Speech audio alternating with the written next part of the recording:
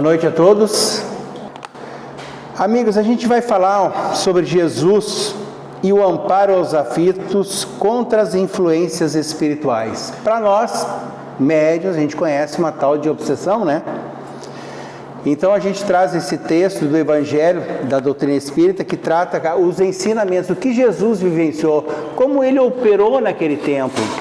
E a gente vai ver que existe aí uma grande sintonia, existe uma analogia muito grande com o que a gente pratica nas casas espíritas. Então Jesus, na sua passagem aqui terrena, a forma como ele abordava, a forma como ele tratava aos espíritos que ali estavam, e a gente vê essa grande sintonia com que o movimento espírita traz. Eu vejo que eu sempre tento buscar quebrar um pouquinho das pessoas na questão da doutrina espírita, da questão do fenômeno espírita. Eu digo que cada vez nós hoje estamos talvez tendo a sensibilidade, tendo a condição de compreender o movimento espírita, algo além dos fenômenos.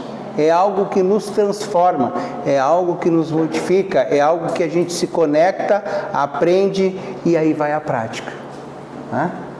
Tudo que a gente faz na vida, a gente passa por um aprendizado e a gente vai praticar. E essa prática a gente pode acertar, errar, mas daqui a pouco a gente começa de novo. Ou muitas vezes a gente vai lá, recapitula os nossos estudos, busca os ensinamentos, tenta buscar de outras fontes o conhecimento, e quando a gente menos percebe, a gente está praticando e aquilo se torna natural. Esse é o processo. Jesus, quando esteve aqui naquele momento, ele veio num grande aprendizado. Até então nós conhecíamos ali um Deus que qualquer coisa nos castigava. Não faz isso que Deus vai te levar para o fogo do inferno. Não faz isso porque Deus vai fazer o mal. Não faz isso porque Deus vai, de alguma forma, fazer com que tu venha sofrer. E a gente vê que Jesus quebrou esse momento. Jesus teve essa... E ele fez todas as práticas que eu digo que a gente hoje, como médium, quem é frequentador, quem é trabalhador, a gente vai vendo que os palestrantes falam muito isso. Nas mesas mediúnicas a gente tem as experiências, que a gente vai vendo que este movimento é tão agradável, é tão importante, e Jesus ali também praticava. Então, pessoal, quando falamos de Jesus, o maior exemplo, o maior espírito que aqui esteve, ele não veio apenas para consolar e curar, mas ele veio para libertar os espíritos. Olha só, libertar os espíritos.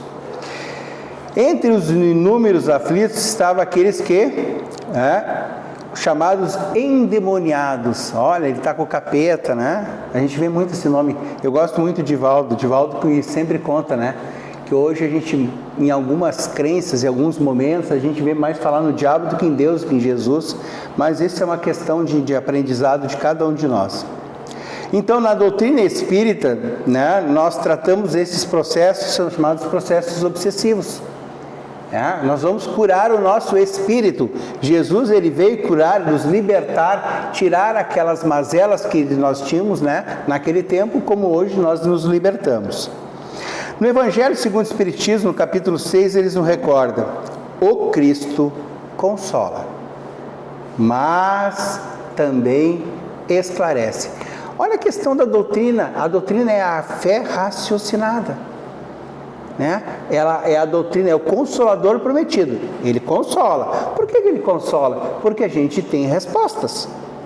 Eu sempre digo assim, eu cheguei à doutrina espírita de uma forma onde eu estava com um momento bastante difícil da minha passagem terrena, e até algum irmãozinho me conduziu à doutrina, e a partir dali eu comecei a me consolar. No momento que eu senti agraciado, consolado, eu busquei o quê? O esclarecimento. Comecei a estudar, comecei a ler, comecei a pesquisar. E aí eu fui buscando essa minha transformação, como Cristo traz o seu exemplo, que ele veio consolar, mas esclarecer. Então a gente vê assim, como Jesus auxiliava nos processos de obsessão. O que ele ensinava a nós? No livro Boa Nova, Emmanuel apresenta Jesus não apenas como libertador imediato. ele trazia o cunho de educador espiritual. Ele nos educou. Quando eu digo assim para vocês, ele nos educou, eu digo que a grande maioria de nós estávamos lá. Nós já tivemos este ensaio, este aprendizado. Então ele nos educou. Em diversos momentos ele aborda as curas que Jesus fez. Ele curava o sofrimento, e não a obra ao acaso. Ele buscava cada um de nós pelas consequências, pelas leis divinas que a gente sabe que existem para esse consolo.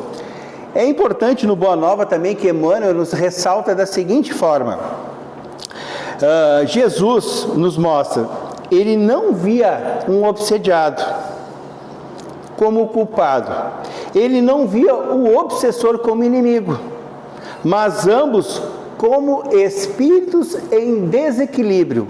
Gente, como é que aconteceria esse desequilíbrio que acontece entre esses espíritos, Você, eu como obsessor ou eu como obsediado, nós estamos numa coisa chamada sintonia vibratória. Estamos vibrando na mesma vibe, a energia é a mesma, estamos no mesmo ponto, na mesma necessidade, no mesmo quesito. Para quê?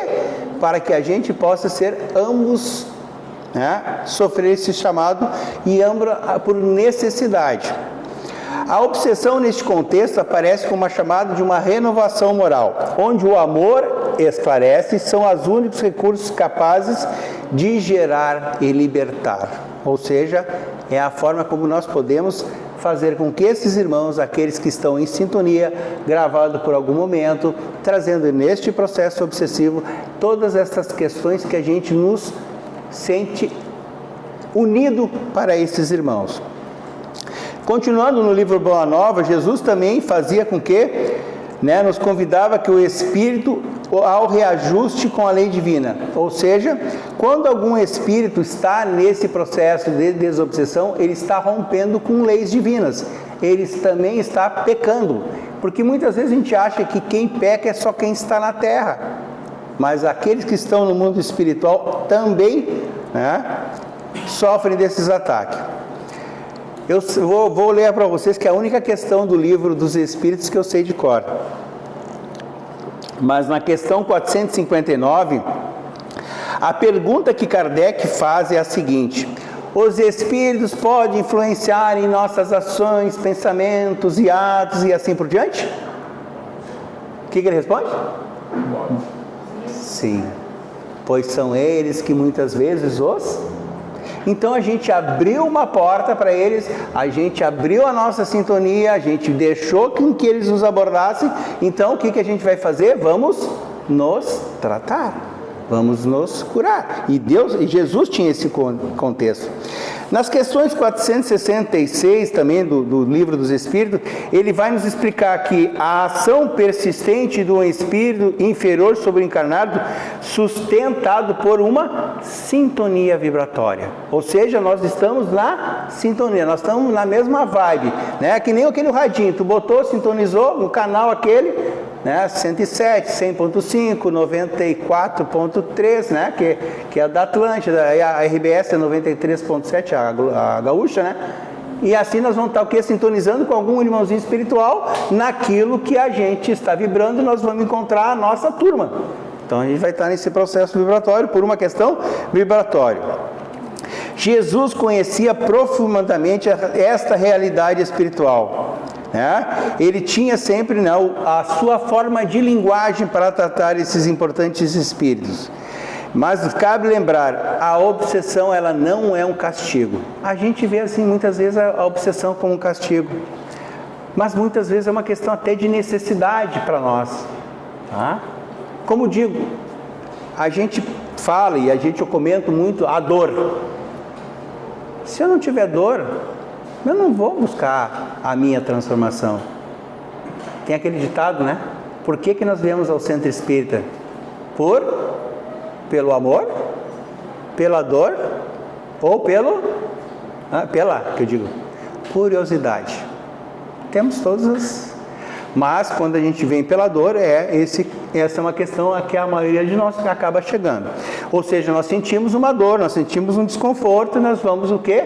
Buscar o tratamento. E às vezes essa dor, ela precisa que cada um de nós possa entrar na porta do centro espírita e começar a sua modificação, a sua alteração e tudo que é preciso. E às vezes um processo obsessivo também traz esta questão. Cara, não está dando jeito, o Kleber está com problema, o Kleber não tem jeito. Vamos fazer o seguinte, vamos botar um obsessorzinho ali para dar uma cutucadinha ali, daqui a pouco ele dá o despertar, alguma coisa faz alterar e a gente vai continuando. Muitas vezes esse processo é um processo educativo, vem nos educar. Envolve responsabilidade de ambos. Gente, o processo de desobsessão, eu estou sendo obsediado, tá, mas o que eu estou fazendo? Qual a minha parte na obsessão? O que eu estou gerando para que este processo aconteça? Porque a gente sempre bota a culpa, né, que é terceirizar. É que nem uma criança, né? Você lembra quando a criança ia brincar? Não, pai, não fui eu, quem foi ele, é ele, né? Vamos dividir brinquedo, aquela coisa toda. Não, esse é meu, esse é teu, tal, mas de quem é? Não, esse é meu, esse é teu. As crianças são assim. E o adulto também é. Nós, os adultos, também somos. A gente quer terceirizar algum postulado, alguma coisa que assim fica por diante. Ou seja, o Evangelho, no capítulo 10, nos ensina: bem-aventurados os misericordiosos. Por quê? Porque a gente tem que entender que quando a gente tiver a benevolência, tiver a caridade, ser misericordioso e a gente compreender que aquele espírito que está nessa sintonia, eu não preciso expulsar ele, eu não preciso mandar aquele espírito bom. Eu digo assim, normalmente quando eu sinto essa vibração, eu digo, tá ruim, né? Eu já tenho todos os meus problemas, agora tu aqui junto comigo. Eu rezo um Pai Nosso, eu rezo uma Ave Maria, eu tento uma conexão com este irmãozinho, porque é o que a gente numa mesa mediúnica faz.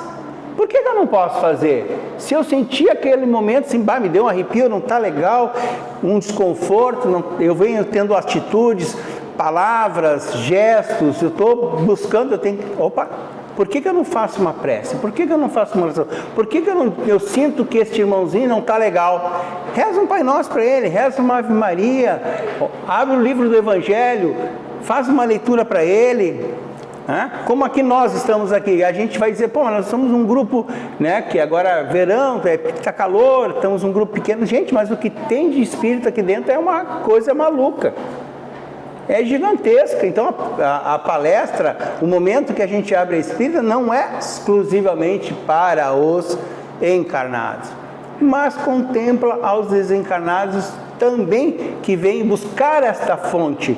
E aí nós, neste momento, nós somos o quê? Os obsessores dos obsessores. Nós viemos aqui buscar o alimento espiritual, buscar a educação espiritual, buscar aquele momento de harmonia, onde eu vou desligar o celular e vou ficar realmente aqui, conectado, vou fazer a minha prece. Este que está comigo também está sendo o quê? Beneficiado. É a misericórdia que eu tenho com os obsessores. Então eles estão, né? Alguns ficam lá na porta, mas eu vou dizer, a grande maioria senta e vão ficar, vamos ver o que esse maluco vai fazer lá. E aí eles vêm também ser tratados. Vamos lá. Os desequilíbrios espirituais refletem estados íntimos da alma. Pensamentos cultivados com persistência. Aquele pensamento que tu está sempre naquele pensamento e tu não sai. De coisa negativa, de coisa ruim. Nada está dando certo, que nada dá certo, que eu estou não sei o quê. E a gente vai cultivando. Gente, sintonizou, entrou na vibe, entrou na sintonia, vamos ter os companheiros. Sentimentos inferiores, né, ligados a espíritos dolorosos, espirituais dolorosos. A obsessão se sustenta onde há afinidade, né, moral, ou seja, quando ele sente que a nossa moral está desequilibrada, eles vão nos atacar. Jesus, segundo Emmanuel, ensinava a verdadeira libertação não começa de fora, mas é de dentro. É interior, é meu, eu tenho que botar ali dentro. Isso está inserido em mim. Eu estou conectado, eu estou em prece, eu estou em oração, eu estou aqui, mas eu estou ainda obsediado. Eu estou precisando de ter um tratamento mais ostensivo, né? Eu não estou conseguindo. Corre para a casa espírita. Busca uma água fluidificada, busca o passe. Bom, eu vou buscar, porque aí a gente sente que precisamos ter algo maior. Ou seja, aquilo que a gente trata de dentro, que vem dentro, e externaliza isso, começa realmente a acontecer. E quando a gente externalizar o nosso tratamento, a gente tem que buscar onde eu vou encontrar. Eu estou com uma doença física, alguma coisa, vai no médico. Mas a minha questão moral, eu estou desequilibrado, eu estou tenso, eu estou nervoso, eu estou irritado. Gente, esse momento para. Regride, respira, espera um tempo, vai lá, toma um passe, assiste a palestra, busca informação, faça uma boa leitura, faça uma meditação, busca aquele momento teu íntimo, teu interior, né? Ressignificar a sua vida, ressignificar o pensamento, recalcular a rota.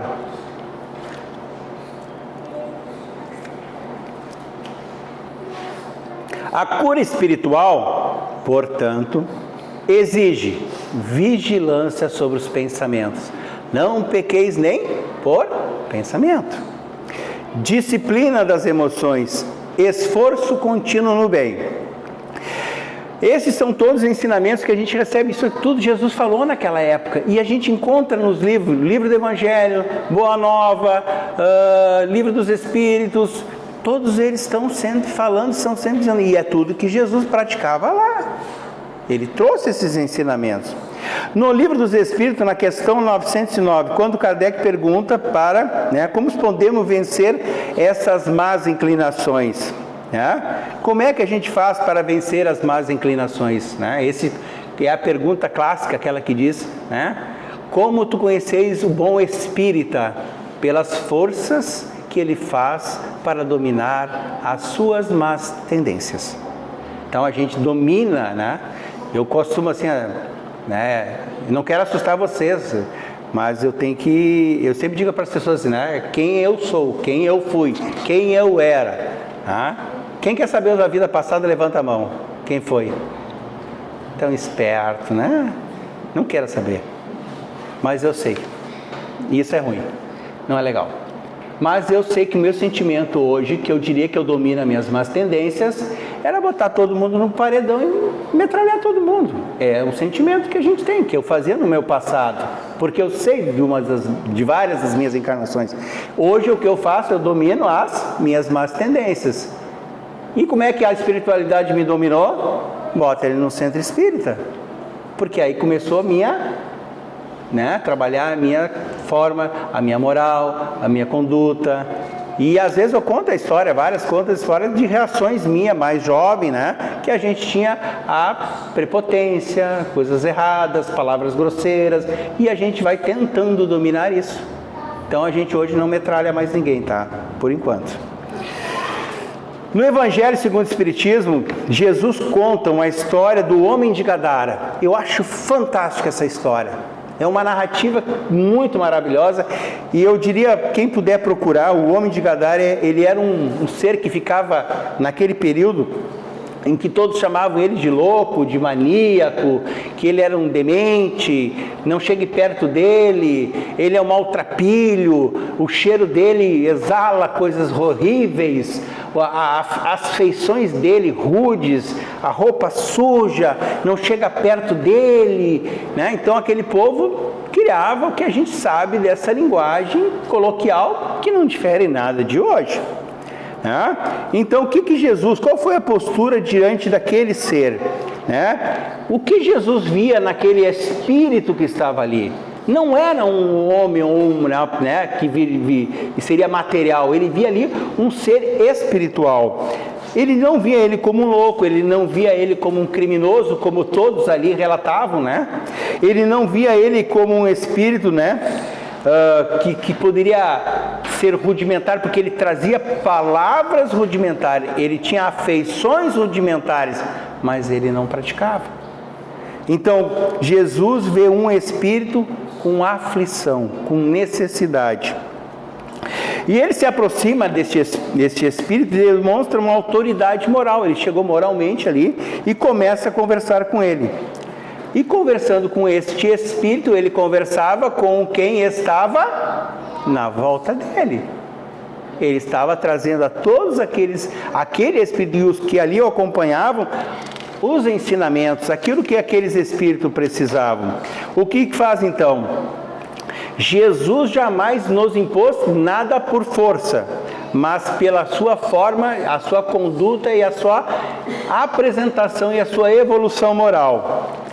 Após Jesus ter esse diálogo, essa conversa, essa forma amável de abordar aquele irmãozinho de Gadara, o que aconteceu? Ficou calmo, ele se abrandou, ele começou a tomar banho, ele começou a se regenerar e voltar a atitudes que perante a nossa sociedade ele estaria uma pessoa mais não doente, mais uma pessoa saudável. O que Jesus fez? Ele não agrediu, ele não ameaçou, não fez nada, não condenou, ele conversou e ele libertou. Ele restaurou a dignidade daquele espírito, ele retratou que aquele espírito pudesse se reencontrar, pudesse vivenciar aquilo que ele precisava retornar. Então a história que se conta, que isso nós, no movimento espírita, quando nós vamos ao diálogo com esses irmãos, o que a gente fala de conversar com eles amavelmente, numa comunicação de uma mesa mediúnica, a gente faz o quê? A gente ama. A gente conversa com esses espíritos, a gente dá atenção, porque eles tentavam muitas vezes a comunicação e não encontravam. E à medida que esses espíritos encontram um médium que tem a capacidade de fazer a incorporação e ter a comunicação, é o que Jesus fez com as ferramentas que ele tinha. Na casa espírita, as nossas ferramentas são elas no diálogo com esse espírito, na conversa que a gente tem com eles, com a gente trazendo os princípios da doutrina, explicando que a morte não existe, que a gente tem várias encarnações, e a gente vai docilmente conversando com eles. Continuando, o que a gente vê nessa história então? Todo esse relegado. Jesus então ele ensinava a perdoar e não esquecer-se, a libertar-se das nossas prisões espirituais. Nós temos muitas prisões, nós ficamos às vezes com um problema que a gente fica alimentando aquilo por muito tempo. E ele fez, a gente pode entrar num processo obsessivo, daí nós temos o processo simples, nós temos o processo de subjugação, e a gente vai entrando, quando a gente vê, a gente perde o comando. Ou seja, eu estou dominado por um espírito obsessor. Isso acontece muitas vezes. Muitas vezes. Continuando, o método de Jesus no tratamento da obsessão, dessa influência espiritual, primeira coisa, acolhimento. Amar, acolher, conversar, Jesus sempre se aproximava deles com seus ensinamentos. Ele tinha uma coisa chamada autoridade moral, pelo seu conhecimento, pelo seu legado. E para nós trabalhadores, comunicação com o Espírito, digamos assim, a gente que tem a experiência da mesa mediúnica, da desobsessão, a gente encontra espíritos que vêm dóceis, mas existe alguns que vêm raivosos, e a gente tem que amar da mesma forma. Porque é ele que está nessa sintonia e eu não posso ter. E para essa comunicação nós precisamos ter conhecimento da doutrina espírita, conhecimento do tratamento com esse, como é que eu acesso a este espírito, como é que eu interajo com ele, e a gente vai fazendo. E uma comunicação com um espírito desse às vezes dura 20, 30, às vezes até 40 minutos. Porque é o envolvimento espiritual, a nossa, que precisamos ter, nós médiuns precisamos ter para que isso aconteça. Então, o esclarecimento, eu preciso conhecer a doutrina espírita, as ferramentas que a doutrina espírita me dá nesse diálogo. Será que Jesus tinha isso? O malucão, eu digo sempre, o cara cabeludo era doido, cara? Ele tinha dominava tudo, Ele era demais. amor com força curadora. Cara, a gente quando está nessa comunicação, esse amor de Jesus era tão grande, nós precisamos estar com esse amor. E às vezes, muitas vezes, no nosso dia a dia, nossa turbulência, né? Tu pega um trânsito aqui, tu tem um dia de estresse no teu trabalho e tal, e daí tu chega na mesa mediúnica, aquele momento tu tem que saber o quê? Ó, ficou lá no meu dia a dia, agora é o Kleber médium, é o Kleber que vai ter a conversa, é aquele eu preciso fazer o quê? Romper para que eu tenha uma sintonia e eu possa trazer a minha mediunidade de cura, não somente para os irmãos que estão encarnados, mas para que esses irmãos desencarnados recebam a cura. Pois Jesus assim sempre diz, vós sois deuses, vocês farão muito mais que eu faço. Então nós temos essa condição, basta que nos permitamos. E nós temos que dar a oportunidade para nós. Não espera chegar, não espera vir um ser divino dizendo para ti que tu é um ser iluminado e que tu vai conseguir regenerar o planeta Terra. Mas se tu regenerar a ti, tal de bom tamanho. Então nós precisamos nos libertar. Quando a gente consegue mais pessoas, também é salutar. Ou seja, nós temos uma responsabilidade com todos esses irmãos aflitos. Todos eles precisam do nosso carinho, do nosso amor. Nós temos que ter lições à prática da espiritualidade. É muito importante praticar a espiritualidade. Estar vinculados à questão de leitura. Gente, eu sou um adepto ao livro, à leitura. E eu digo assim que é muito importante as pessoas. Hoje tem YouTube, Spotify, TikTok, Instagram. Tem tantas maneiras que o Facebook, ou seja, que a gente pode encontrar palestras, podcast, que a gente vai encontrando, cara, mas sempre filtra. Mas isso é a questão, a prática espiritual é a prática que a gente traz não somente dos trabalhos de uma casa espírita, mas a prática espiritual é o conhecimento que você agrega a você, a nós. Eu brinco assim, a oportunidade da leitura, na época que eu comecei, quando eu era criança pequena em Barbacena, né? Em 1996, quando eu adentrei ao Espiritismo. Então naquela época a gente só tinha o quê? Livro.